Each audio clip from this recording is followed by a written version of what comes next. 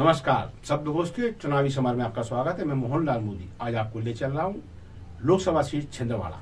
सभी जानते हैं छिंदवाड़ा एक हॉट सीट है। हॉट सीट इसलिए नंबर 1, ये कांग्रेस के कद्दावर नेता कमलनाथ के आधिपत्य की सीट है।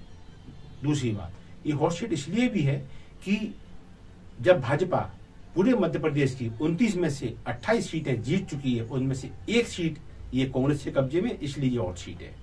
तीसरा कारण ये इसलिए भी हॉट सीट है क्योंकि अब भाजपा पे इसकी कड़ी नजर है और भाजपा हर हाल में इस सीट को अब कांग्रेस से छीनना चाहती है। उसका नारा है मध्य प्रदेश में अब की बार 29 सीटें।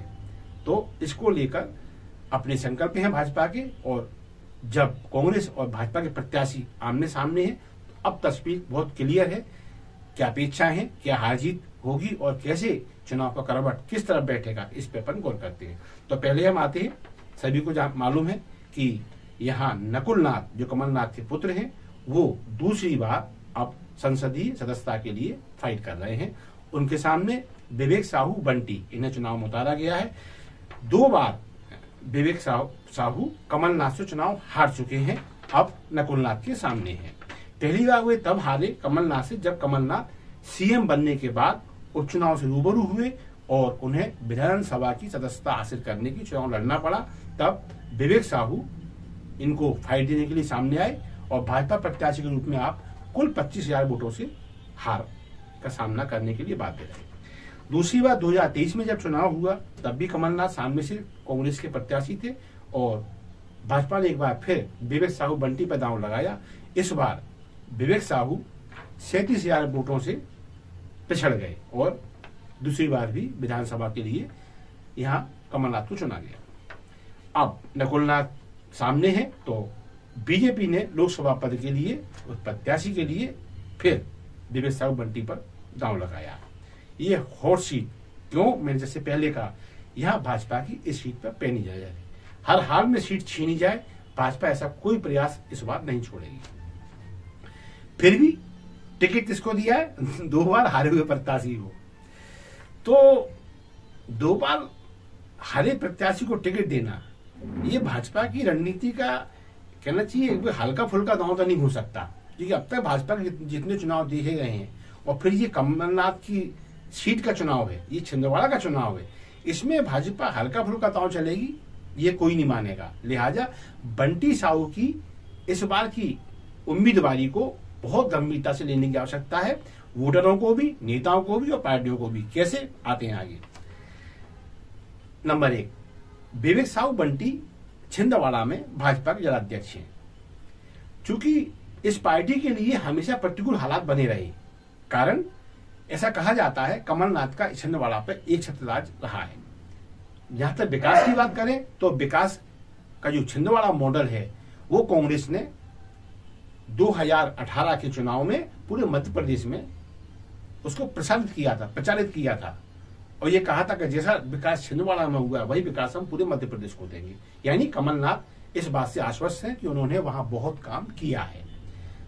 ऐसे छिंदवाड़ा जिले में जब नेताओं की क्राइसिस रहती है भाजपा के लिए, आंदोलन की क्राइसिस रहती है भाजपा के लिए, तब वहां विवेक बंटी साहू पार्टी जिलाध्यक्ष बने हुए हैं और प्रत्येक कार्यक्रम जो भाजपा का वहां पे आहूत होता है, अपेक्षित होता है, विवेक साहू पूरा समय निकालकर उन कार्यक्रमों को अंजाम देने के भागीरथी प्रयास करते हैं। अनेक सामाजिक संगठनों में इनको बहुत सारे पद प्राप्त हैं। ये ऐसा नहीं है कि चूंकि ये साहू हैं तो साहू समाज के ही पद इनके पास हो। वहां जितने भी सामाजिक संगठन हैं, जितने भी सेवा संगठन हैं, उन सभी में कहीं ना कहीं विवेक साहू का नाम आता है। ये उनकी एक दूसरी उपलब्धि है। तीसरी बात यह है कि जो 2 उनकी हार हुई है विधानसभा चुनाव में, तो उनके सामने हमेशा कमलनाथ रहे, लेकिन जो पहली हार है 25,000 की, वो इसलिए बहुत महत्वपूर्ण नहीं है क्योंकि सामने मुख्यमंत्री था और ऐसा माना जाता है, शायद मेरे ख्याल से आजाद भारत के इतिहास में किसी मुख्यमंत्री ने उपचुनाव लड़ा हो और वो हारा हो, ऐसा कोई घटना एकदम एक अचानक ध्यान में तो नहीं आती। तो 25,000 की हार एक बहुत छोटी हार होती है, इसे कहना चाहिए अच्छी हार इसे कहा जा सकता है। और दूसरे चुनाव में भी कमलनाथ ही सामने थे और ये भी समझ में आ रहा था कि यदि कांग्रेस जीती तो फिर कमलनाथ मुख्यमंत्री पद के दावेदार होंगे। भले ही इस बार चला नहीं था, लेकिन सामने जो प्रत्याशी था वो इस संभावना को लिए हुए था कि यदि कमलनाथ जीतते हैं तो मुख्यमंत्री भी बन सकते हैं। तो इस दृष्टि से देखा जाए तो विवेक की दोनों हार, एक 25,000 वाली, एक 37,000 वाली, ये बहुत बड़ी हार नहीं कही जा सकती, क्योंकि हमने सीएम पद के प्रत्याशी को उपचुनावों में लाखों वोटों से जीतते देखा है। तो इस हिसाब से देखा जाए तो ये समझ में आता है कि बंटी जो विवेक साहू हैं उनकी छिंदवाड़ा में पकड़ मजबूत है। अच्छा, अब की बार नकुलनाथ से इनका आमना सामना हो रहा है और जाहिर है पहले पिता का कब्जा था, अब पुत्र का कब्जा है, तो इनसे अब जूझना है किनको, विवेक साहू को।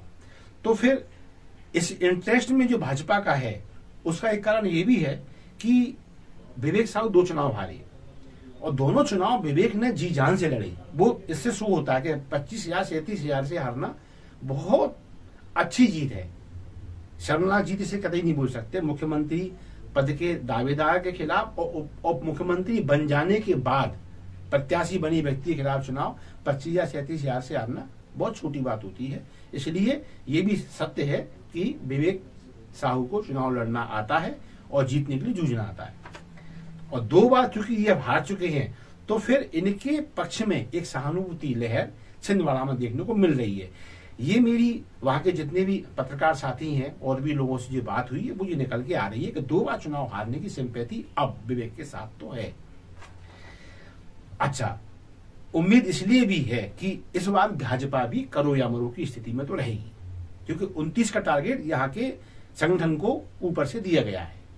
तो 29 तब जब लोकसभा में छिंदवाड़ा भी भाजपा के खाते में आ जाए तो करो या मरो की रणनीति बनती है, तो फिर यहां भाजपा की जीत भी संभव दिखाई देती है। उम्मीद दूसरी, बंटी ने अगर सीट छीनी, ये जीत का कारण है। ये बंटी ने यदि सीट छीनी, मैं बंटी कहता हूं क्योंकि लोग प्यार से उन्हें बंटी कहते हैं विवेक साहू नाम है उनका। तो संभावना जो बातचीत चल रही है छिंदवाड़ा के लोगों में, जो बातचीत चल रही है कि यदि बंटी ने ये सीट छीनी तो बंटी की धमक दिल्ली तक पहुंचने वाली है, क्योंकि कमलनाथ की सीट छीनना बड़ी बात है। यदि वो छीन लेते हैं तो धमक बिल्कुल दिल्ली तक पहुंचेगी और संभव है कि यदि कमलनाथ को हराकर ये दिल्ली पहुंचते हैं तो उन्हें राज्य मंत्री पद का दर्जा भी मिल सकता है। भाई चूंकि पहली बार की जीत संभावित है यदि, तो केंद्र में तो कैबिनेट मंत्री की संभावना कम हो जाती है, लेकिन हाँ राज्य मंत्री बन सकते हैं। राज्य मंत्री स्तर का दर्जा मिल सकता है, किसी आयोग किसी बोर्ड के अध्यक्ष बनाए जा सकते हैं। इसकी चर्चाएं भी छिंदवाड़ा में है और भाजपाई जो कहना चाहिए एक आभा मंडल है, जो नेता है, उनकी ओर से भी इस बात को लेकर चर्चाएं की जा रही है कि हाँ यदि ये सीट छीनी जाती है तो जो भी जीत के जाएगा वो हीरो। तो ये भी संभावना है। तो फिर जब ये लगता है कि अगर नकुल जीते तो सांसद, क्योंकि अभी तक जो सर्वे आ रहे हैं, अभी तक जो ओपिनियन पोल आ रहे हैं, वो यही कह रहे हैं कि अब की बार फिर मोदी सरकार। और जब मोदी सरकार की संभावनाएं दिखाई दे रही हैं तो फिर नकुलनाथ जब जीतते हैं तो वो केवल एक सांसद बन के रह जाएंगे। लेकिन इसके उलट यदि विवेक साहू बंटी जीत के जाते हैं तो राज्य मंत्री पद का दर्जा तो उनके लिए ऐसा कहा जा रहा है कि प्लेट में रखा हुआ है। तो इसलिए भी इनके पक्ष में वहां वातावरण सकारात्मक देखा जा रहा है। तो फिर बंटी जीत ही जाए, ये मतदाता के हाथ में होता है। अब चुनाव लड़ना कैसी है, जीतना कैसी है, इसकी अपनी अपनी रणनीतियां होती हैं। लेकिन मैं एक किस्सा सभी के साथ में शेयर करना चाहूंगा। ये मुझे साल तो याद नहीं है, शायद 2008 का साल होना चाहिए, नहीं सॉरी 2004 याद आ गया। मध्य प्रदेश की मुख्यमंत्री उमा भारती थी, लोकसभा क्षेत्र गुना। कांग्रेस से तत्काल आए थे हरिवल्लभ शुक्ला, उन्हें भाजपा ने प्रत्याशी बनाया। और जब चुनाव अंतिम चरण में पहुंच गया तो उमा भारती जी की एक चिट्ठी पहुंची हरिवल्लभ के पास। वो हरिवल्लभ को उन्होंने 2 लाइन की चिट्ठी वो जो भेजी, उसमें लिखा हुआ था कि आप ये जो आपको लिख के दिया गया इन पोलिंग बूथों पर फोकस करें, आप चुनाव जीतने जा रहे हैं और आप एक बड़ा इतिहास रचने जा रहे हैं आप। और जो भी आपको इन्वेस्टमेंट के लिए ताकीद किया जा रहा है, उस पर आप अमल करें। अब ये इन्वेस्टमेंट क्या था, ये थोड़ा सा गोपनीय भी है और शोध का विषय भी है। तो शुक्ला हरिवल्लभ जी को ये 1% विश्वास हुआ ही नहीं कि मैं सिंधिया जी को हरा दूंगा। यही कारण है कि वो जो इन्वेस्टमेंट की बात है वो धरातल पर क्रियान्वित नहीं हो पाई। उनको ये लगा कि सिंधिया जी को जीतना तो है ही है, हाँ मैं बहुत ताकत लगाऊंगा तो उनकी लीड कम कर लूंगा, हरा तो पाऊंगा नहीं। लिहाजा उन्होंने जो अंतिम जो युद्ध लड़ना था इन्वेस्टमेंट वाला, वो उन्होंने नहीं लड़ा वो इन्वेस्टमेंट वो बचा गए। हुआ क्या, जब चुनाव परिणाम आए तो पता पड़ा कि सिंधिया जी की जो लीड 3 और 4 लाख की हुआ करती थी जीतने की, वो कितने पे रह गई, 70-80 हजार पे। अब हरिवंश शुक्ला को काटो तो खून नहीं, क्यों, क्योंकि वो ये मानने के लिए बाध्य हो गए कि यदि वाकई में मैं इन पोलिंग बूथों पे गौर कर लेता और जो इन्वेस्टमेंट के मुझे आदेश मिले थे वो इन्वेस्टमेंट पे यदि कर लेता तो मैं चुनाव जीतने जा रहा था। तो ये इच्छा शक्ति का भी काम होता है।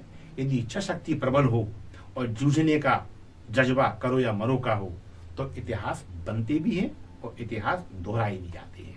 तो बस इसी संकेत के साथ मैं आज के कार्यक्रम को विराम दूंगा और आप सभी से रिक्वेस्ट करूंगा, यदि आपको लगता है हमारे कंटेंट में मेहनत है, अध्ययन है, तो प्लीज इसे लाइक दें, इन्हें शेयर करें।